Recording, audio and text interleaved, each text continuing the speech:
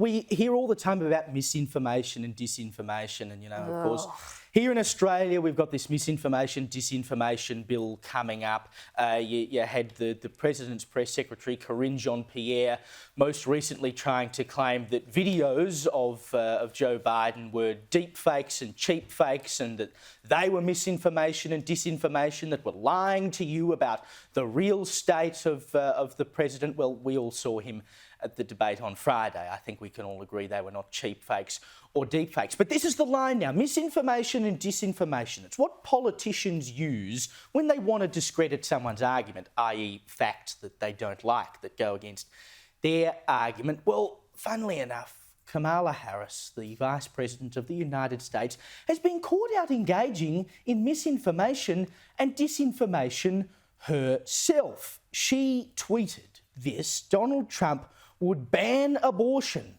nationwide.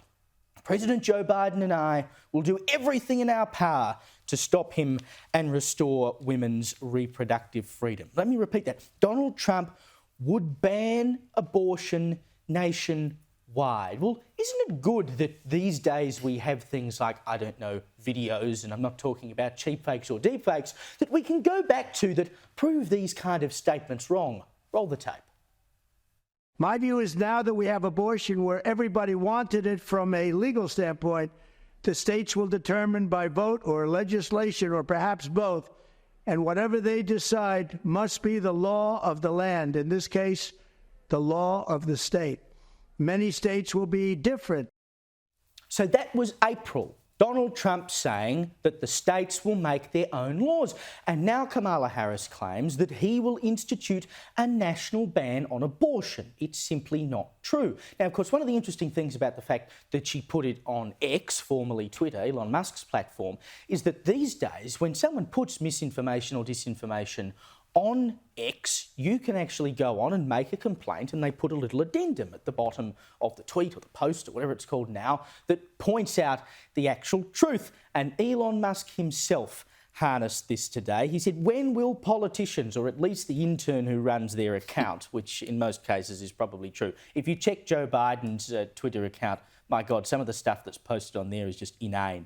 And learn that lying, when will they learn that lying on this platform does not work anymore? I mean, it's just a bald-faced lie. On what basis would she try to claim that there is going to be a nationwide ban on abortion? He's literally never said it. Because they're shilling for votes, and right now they are desperate for votes, especially after Friday's performance from the sitting president, or should I say lack thereof, performance.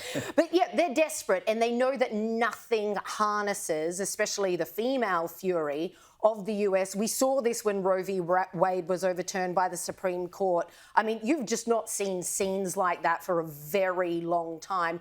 This gets people on both sides, whether you're pro or anti, absolutely rabid. And she is trying, by lying, to make women believe that nationwide there's just going to be a complete kibosh on abortions. It is a lie, but she's doing it in order, I guess, appealing to the lowest common denominator who doesn't know well enough. The community note that X then slapped on her tweet literally said, I quote, President Trump has repeatedly said he will not sign a national abortion ban, and had 5 links attached so that if people were questioning the community note, they could click on any number of those 5 links and watch him say it, like we just played for folks watching back home. So it was completely blown out of the water the minute she posted it.